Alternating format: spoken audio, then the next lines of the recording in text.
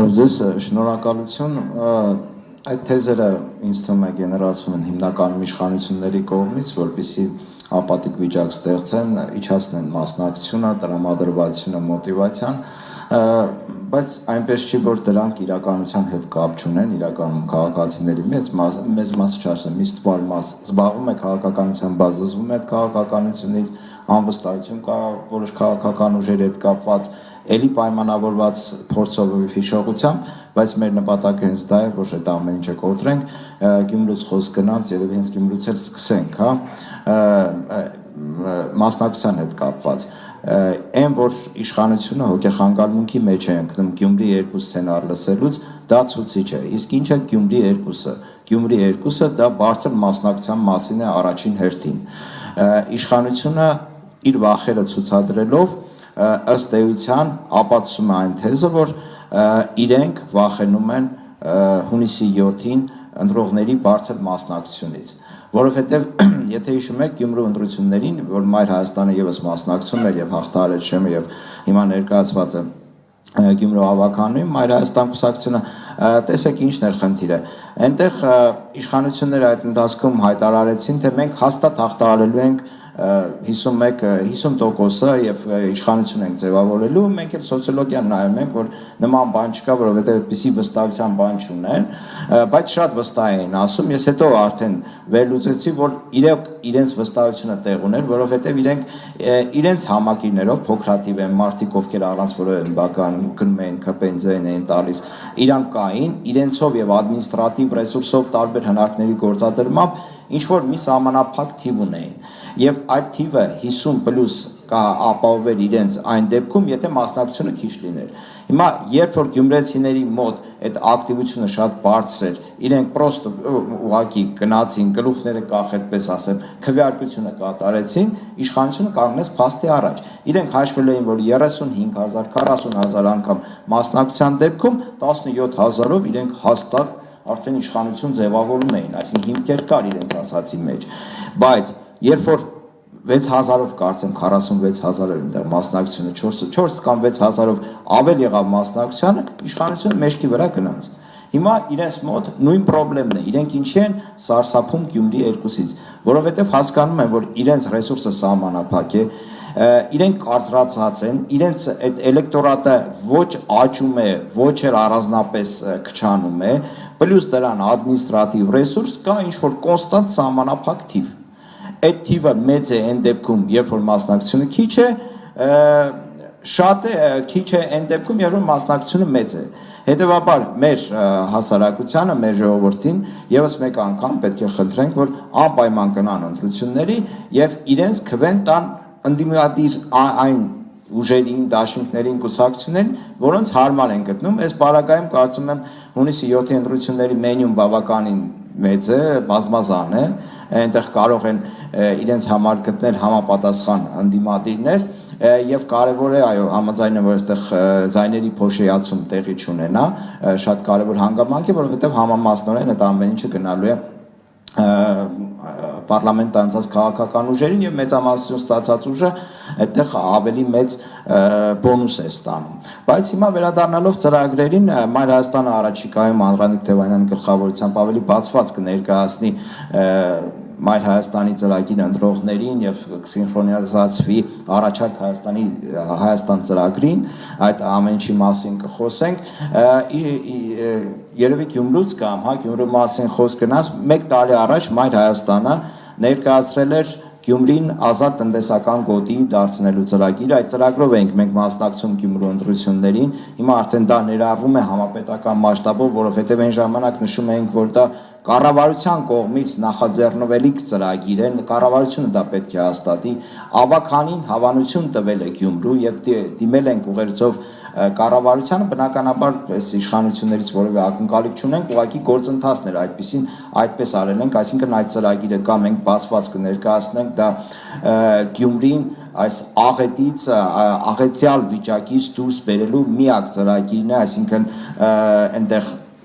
խոսք գնում 15,000 նոր աշխատատեղ ստեղծելու մասին, 500 միլիոն դոլարի ներդրումներ ապահովելու մասին բավականին մանրամասը ներկայացրել ենք, առաջիկայում եւս կներկայացնենք, այսինքն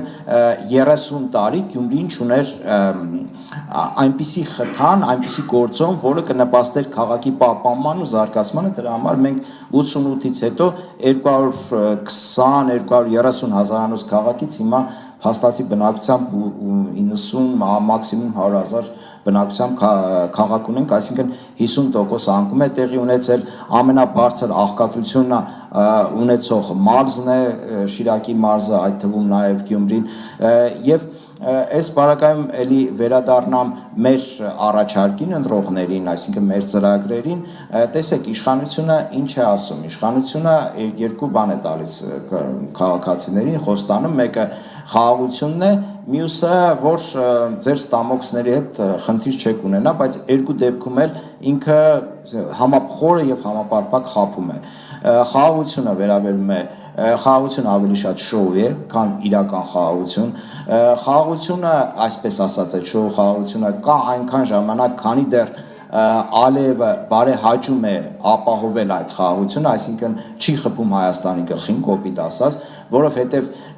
ինչ, ասենք, աչքերը թարթում է Ալիևը, Նիկոլա գուշակում է, թե ինչա պետք է աչք թարթելու տակ ինչ է թաքնված, ու միանգամից սինու վրա հրամցնում են Ալիևին, այդ պարագայում, ասենք, Ալիևը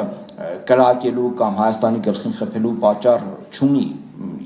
եթե պետք լինի, ինքը ասել է, որ այդ ամեն ինչի ներկտիմի, խնդիր չի տեսնում, ընդհանրապես Ալիևի հայտարարություններին շատ ուշադիր եղեք, Ալիևը պատահական չի ասում, որ չկա այլևս միջազգային իրավունք, միջազգային իրավունքը չի աշխատում, եթե ասում է, որ միջազգային իրավունքը չի աշխատում, ապա այդ թղթերով ինչ են խապում, այդ, չգիտեմ, Վաշինգտոն, ինչ-որ անուններ են տալիս, Եվրամիություն, Բրյուսել, ամերիկացիներ, եվրոպացիներ, ես շատ եմ այսպես բարձրացնում, որպեսզի բարձ լինի հասարակությանը, էլի, այսինքն, եթե քո հիմնական այսպես խաղաղության պարտները, հա, ճակերտավոր խաղաղության ասում է, որ միջազգային իրավունքը չի աշխատում, այդ դու ում հետ ես թուղթ ստորագրում։ Այսինքն մեր այս համատեքստում ամենակարևոր առաջարկը, ամենակարևոր ծրագիրը անվտանգության ապահովումն է։ Անվտանգությունը դա բալանսի մասին է, ուժերի բալանսի մասին է առաջին հերթին։ Բանակի վերականգնում, սպառազինության խնդրի լուծում այնպես, որ մենք կարողանանք հակակշռել ադրբեջանական բանակին, այլապես բալանսի խախտումը միշտ հանգեցնելու է պատերազմների։ Ընդհանրապես, որ խոսում են խաղաղության մասին, խաղաղությունը իրոք շատ լավ բան է, միայն հիմարը չի կարող, ասենք, խաղաղություն չուզենալ։ Անգամ այն մարդիկ, ովքեր սանձազերծում են պատերազմներ, իրենք խաղաղություն են ուզում, բայց ցավոք սրտի մարդկության պատմությունը դա պատմություն է պատերազմների մասին։ Ուղղակի այնտեղ պաուզաներ կան շատ փոքր, որ խաղաղություն ա եղել։ Այդպես է, դա այդպես չէ, պատերազմների մասին է։ Հիմա մենք առաջին հերթին պետք է պատրաստ լինենք յուրաքանչյուր տիպի պատերազմի։ Դա է ապահովում մեր անվտանգությունը, դա է ապահովում տարածաշրջանում խաղաղությունը։ Այլ թղթեր, հայտարարություններ, Ալիևի երթումներ կամ Նիկոլի երթումներ կամ մնացած այլ այդպիսի շոուներ որևէ կերպ մեզ խաղաղություն չեն ապահովելու։ Հետևաբար բանակի վերականգնում, ուժերի հավասարակշռության վերականգնում եւ այս իրավիճակում խիստ կարեւոր է դաշնակցային, ռազմավարական դաշնակիցների հետ հարաբերությունների խորքային բարելավում, նոր դաշնակիցների ներգրավում տարածաշրջանում,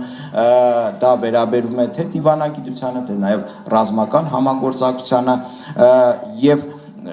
այս ամբողջը ապահովելու դեպքում նոր իշխանությունը կարող է ասել, որ մենք ձեզ բերել ենք հարատև խաղաղություն։ Իմիջիայլոց կներեք, բայց հիմարություն է հավերժական խաղաղության մասին հայտարարությունը Նիկոլ Փաշինյանի կողմից։ Ես նման հիմարություն լսած չկամ, բայց մարդկանց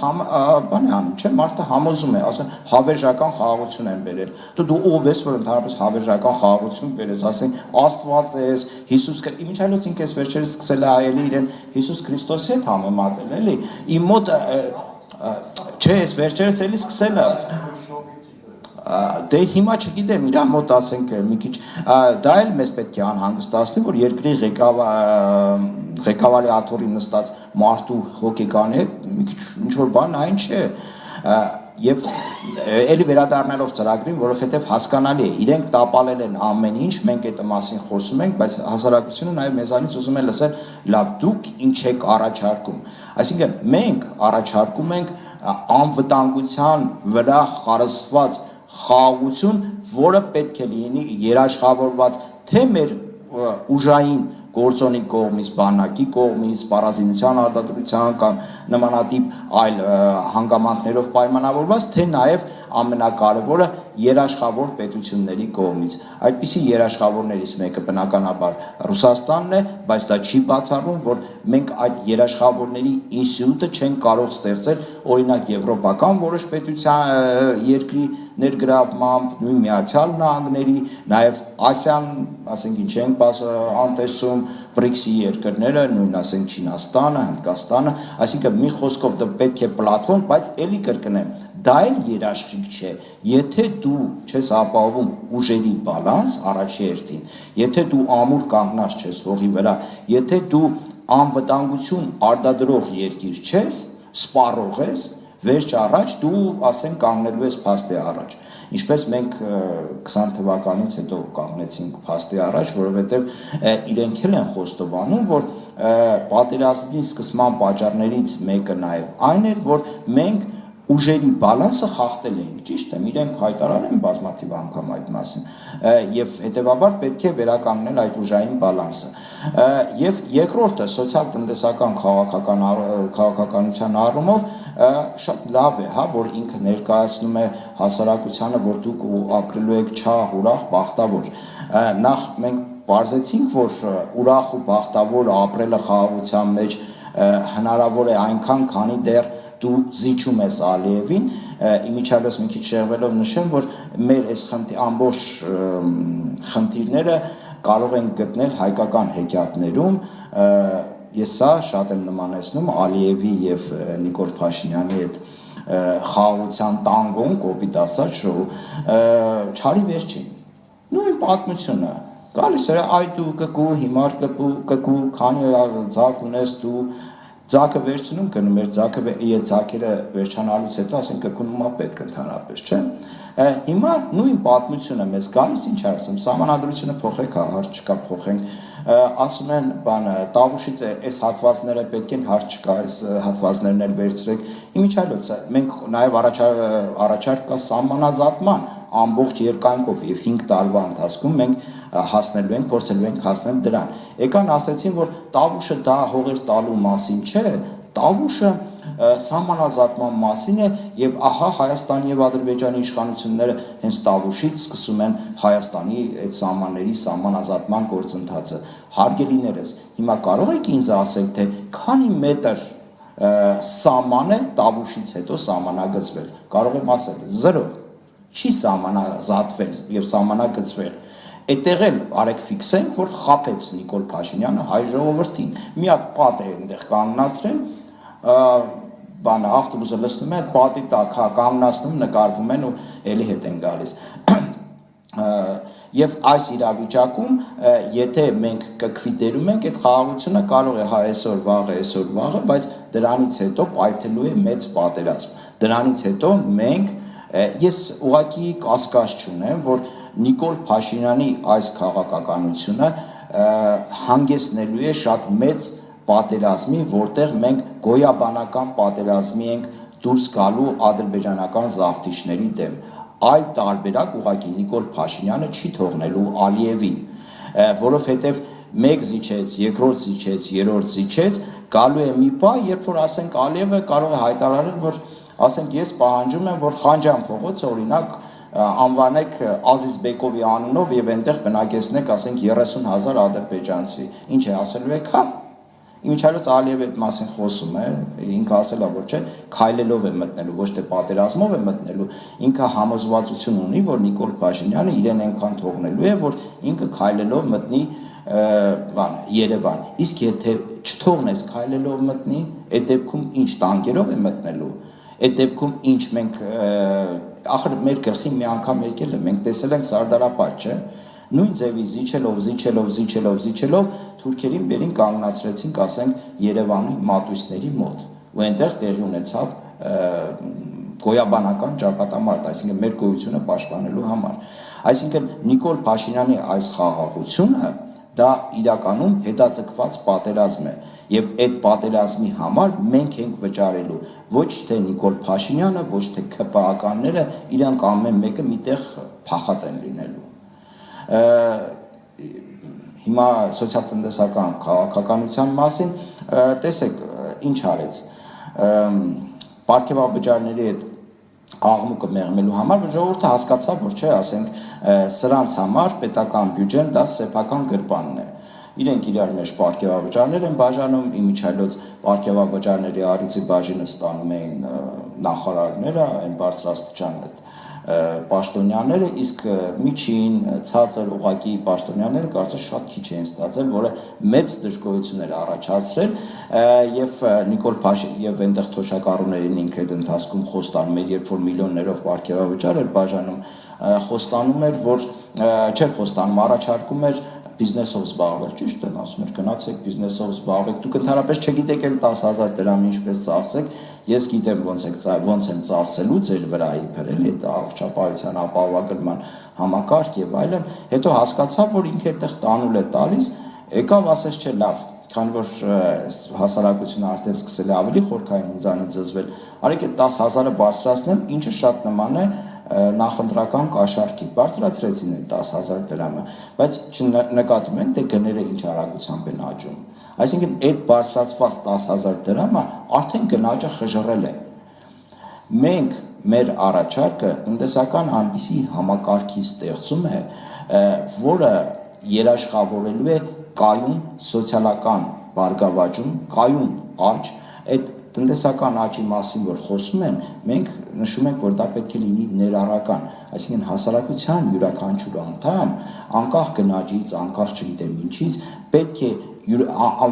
ամեն տարի իր վրա զգա այդ բարգավաճման էֆեկտը։ Հիմա իրենք ասում են, որ կրկնապատկվել է հնան, այս իրենց իշխանության օրոք, 10 քանի միլիարդից 20 քանի միլիարդի է հասել հնան, բայց աղքատությունը մնացել է նույն մակարդակի վրա, այդ ինչպես է տեղի ունենում։ Մեկ շնչին բաժին ընկնող հնան կրկնապատկվել է, աղքատությունը մի տոկոսի տարբերություն։ Մարզեր կան, որ ավելի են աղքատացել։ Օրինակ Շիրակը, օրինակ Եղարքունիքը, օրինակ Տավուշը ավելի են աղքատացել։ Այդ դեպքում այդ ովքեր են այդ հարստացողները ժողովուրդ ջան, եթե ոչ ասենք Նիկոլ Փաշինյանը, իր թիմի ներկայացուցիչները, բանկերը, ամենակարևորը, բանկերի եկամուտը տասնապատկվել է այս տարիների ընթացքում, հարստացել են նաև այս դրանց ասում են խումարով խաղերի այդ կազմակերպությունները, դրանք են հարստացել են, ինքը խոստանում էր իմիջիայլոց նարկոտրաֆիկի ողնաշարք կոտրել, հիմա դուք ձեզ հարց տվեք, հա, այն մարդը, որ 18 թվականին խոստանում են նարկոտրաֆիկի ողնաշարը կոտրել, ինչ աշճանի է հասցրել